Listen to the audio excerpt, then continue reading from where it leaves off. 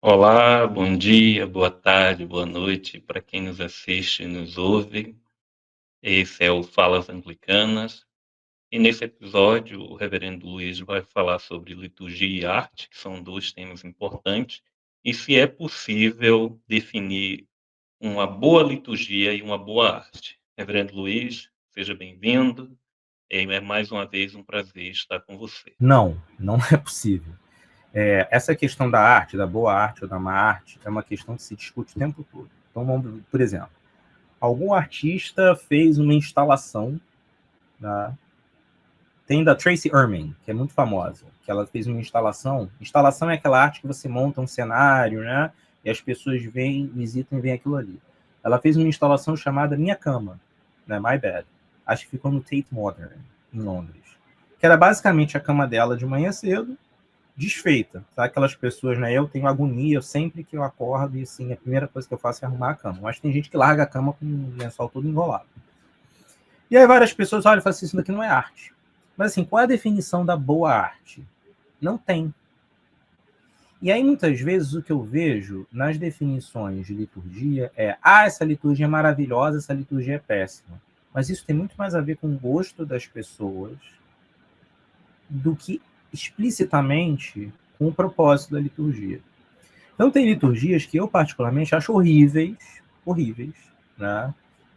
Mas que para aquelas pessoas que estão ali foram muito edificantes. Né? Eu acho que a gente pode ir até mais além e dizer se a liturgia respeita, né, os princípios teológicos básicos, se ela é fundamentada nas escrituras, na tradição, e no entendimento mais amplo da razão humana, que são características anglicanas muito fundamentais, ela é uma boa liturgia. Aí vem um ponto que eu acho que é um ponto mais específico, né? Que é um ponto mais semântico. Quando a liturgia não respeita essas coisas, eu vou dizer que ela não é nem uma má liturgia. Ela simplesmente não é uma liturgia. Então, se a liturgia cumpre o seu propósito, que é que as pessoas que participam dela sejam edificadas, se convertam, se comprometam com a missão, ela pode ser uma liturgia muito mais, né, improvisada e informal, ou ela pode ser uma liturgia muito formal e estruturada, mas ela é uma boa liturgia, na verdade, ela é uma liturgia de verdade. Se ela não cumpre esses objetivos, ela não é uma liturgia de verdade. E isso é uma ênfase muito grande que eu coloco na IAB particularmente, porque assim, eu tenho está sendo gravado, mas isso aqui é um diálogo que as pessoas podem me abordar e dizer assim, eu não concordo com você, está errado. Às vezes, né, só fazendo um parênteses, na igreja eu já fui considerado, né, em alguns momentos, você é muito arrogante. É que no debate acadêmico, não é um problema você dizer que não concorda com a pessoa, você dizer algo que a pessoa discorda.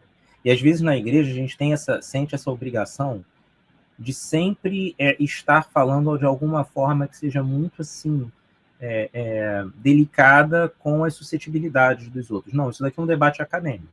Então, assim, você pode discordar, mas assim, não é uma crítica minha a ninguém, é simplesmente uma ponderação minha que pode ser refutada e pode ser debatida.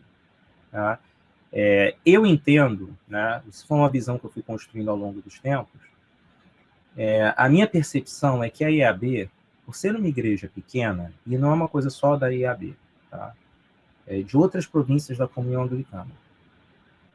E nós somos uma igreja pequena. Eu gostaria que não fôssemos, espero que não sejamos sempre, mas neste momento somos. E geralmente igrejas pequenas, e principalmente igrejas que passam por um processo longo de agruras, né, de necessidades financeiras, que é a realidade de muitas províncias no sul global, elas se prendem a determinados símbolos e a determinados tradicionalismos que são muito peculiares. E aí o Neil Alexander falava sempre isso nas aulas dele, fala, né, que está continuando aula, que as colônias se apegam a coisas que as metrópoles já deixaram muito tempo de fora. Então, se você for numa liturgia, né, nos Estados Unidos, na Inglaterra, né, na origem lá da missão anglicana, muitas vezes ela não tem alguns dos penduricalhos que a gente tem nas nossas liturgias. Tá? E por que eu estou falando isso? Porque o pior crime que eu vejo na EAB em termos de liturgia, na cabeça de algumas pessoas, que não é crime nenhum, é quando você diverge desses tradicionalismos que não são nenhuma tradição da igreja. Por exemplo, vou dar vários pequenos exemplos. Véu e bolsa, né, para a Eucaristia. Né? Para que servem essas coisas? Efetivamente, elas não servem para nada, em termos práticos. Né? Teoricamente, a bolsa, você pode botar vários corporais ali dentro, o véu, aquele paninho, né, que coloca ali em cima. O livro de oração comum do Cranmer fala de um linho puro sobre a mesa e um cálice.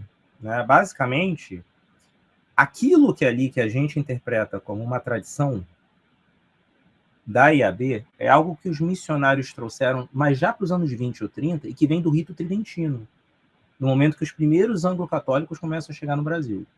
O pessoal que vinha do seminário geral, etc. E aquilo ali virou, ensinou-se no sodarício do altar, isso vai sendo replicado como a tradição anglicana. Nem botar flores no altar é a tradição anglicana. Até o movimento de Oxford, colocar flores era considerado romanista. Mas a gente, na mentalidade de colônia, e às vezes por esse apego muito rígido a certas coisas, né? Por exemplo, cônegos, deães, etc., todo mundo usando roxo, púrpura, quando você às vezes vê o arcebispo de Cantuária usando preto. Né? Mas a gente se enche de símbolos. Né? Procissões e procissões e procissões, um ofício, às vezes, de concílio, todos os dias, todas as pessoas do clero se paramentam, vários ministros leigos sem função alguma na liturgia paramentados, e às vezes não tem nem gente suficiente na congregação. Esse tipo de pequenos gestos ali, soa muitas vezes como, no meu ponto de vista, né, esse é meio que um prêmio de consolação que a gente cria pelo nosso próprio sofrimento como igreja. Então eu me apego a essas coisas como uma tradição imutável, e que caracterizam, entre aspas, uma identidade. E aí um determinado clérigo, em algum canto do Brasil, resolve romper com um pouco dessas coisas, ou com todas elas. E aí, por exemplo, realiza uma celebração no domingo sem alva. E aí você escuta um monte de gente falando, isso está errado, isso é liturgia ruim, isso não é nossa tradição, não é o nosso jeito de ser, essa palavra do jeito de ser, que a gente teve vários, porque o nosso jeito de ser não é o dos missionários de 1890, é que eles eram muito evangelicais, nem é o da igreja nos anos 50, que já tinha virado uma coisa bem diferente. O nosso jeito de ser, que a gente acha que é tão tradicional, foi muito influenciado pela teologia da libertação e por uma mescla de coisas que a gente foi interpretando como tradições muito antigas e outras como não. E aí vem uma pessoa e faz algo diferente. Ou faz algo que soa muito evangelical, ou faz algo que soa muito católico, né? Resolve usar uma veste, uma casula cheia de babados, o outro não está usando veste nenhuma, ou a pessoa simplesmente colocou um cálice em cima da mesa e chamou todas as pessoas para estar ao redor, ou uma pessoa aboliu os genuflexórios, que, por sinal, o genuflexório é uma invenção medieval. Os primeiros cristãos rezavam de pé, né? É o gesto mais antigo de oração. Ninguém se ajoelhava. Ajoelhar vem da relação de suzerania e vassalagem. E nenhuma dessas coisas é incompatível com o cristianismo, é incompatível com a tradição anglicana. Se você for, entre aspas, na metrópole, você vai encontrar igrejas que são assim, você vai encontrar igrejas que são extremamente experimentais, e você vai encontrar igrejas que são extremamente tradicionalistas, num anglo-catolicismo que, na verdade, é uma invenção da Inglaterra vitoriana, que não é também o mais antigo, mas que funcionam lá e está tudo bem. Por quê?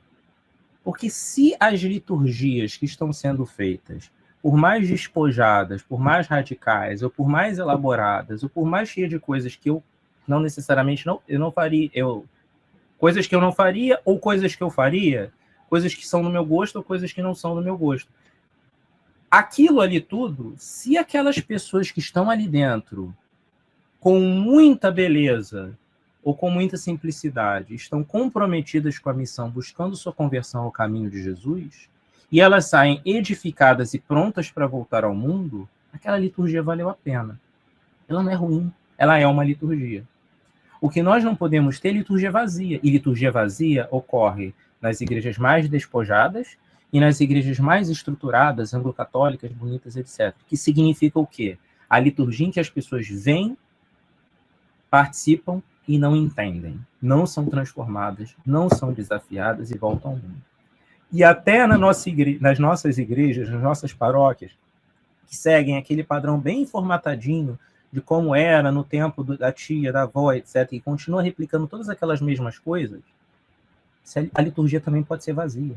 E aí ela é uma não liturgia, ela não é uma liturgia ruim, ela é uma não liturgia, ela não cumpriu o seu propósito. Para finalizar, então, eu penso, né, que a gente precisa ser desafiado em tudo que a gente faz na liturgia, né? Isso é uma coisa que todos nós passamos por fases nas nossas vidas. Né? Eu já fui do tempo, né? A gente, quando é recém-ordenado, quer replicar coisas que existem na metrópole, belíssimas, etc. E aí, quando você começa a estudar academicamente a liturgia, a gente começa a pensar o que eu posso tirar do que eu atualmente faço que não vai fazer nenhuma diferença. Né? Eu, por exemplo, sempre usei casula. Eu entendo a casula como uma veste específica, né, que a tradição da igreja foi construindo ao longo dos tempos, para presidir a Eucaristia. E eu pensei, eu preciso de casula? Não, obviamente não. Aliás, a gente não precisa nem de estola, tá?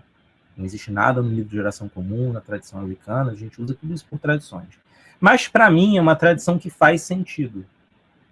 Aquilo ali, quando eu coloco uma casula, e eu vou presidir a Eucaristia, né? Eu coloco a casula, me preparando aquilo ali, tem algo de especial naquilo para mim, que eu coloco e falo assim, Deus me chamou para isso. Então eu não aboli isso. Mas acho que todos nós temos que nos perguntar coisas, né? A gente sempre coloca esse vaso de flores aqui, ou a gente sempre canta esse hino quando vai entregar o ofertório. E se eu tirar isso? A liturgia vai continuar a fazer sentido? Se continuar a fazer sentido, eu desafio você não somente a tirar, ou a trocar, ou a usar alternado com outras coisas. E o livro de oração comum é muito amplo. Ele permite muitas variedades, muitos elementos que eu posso até falar aqui depois como adendo, e às vezes a gente nem se apercebe, porque a gente está tão acostumado a fazer exatamente a mesma coisa.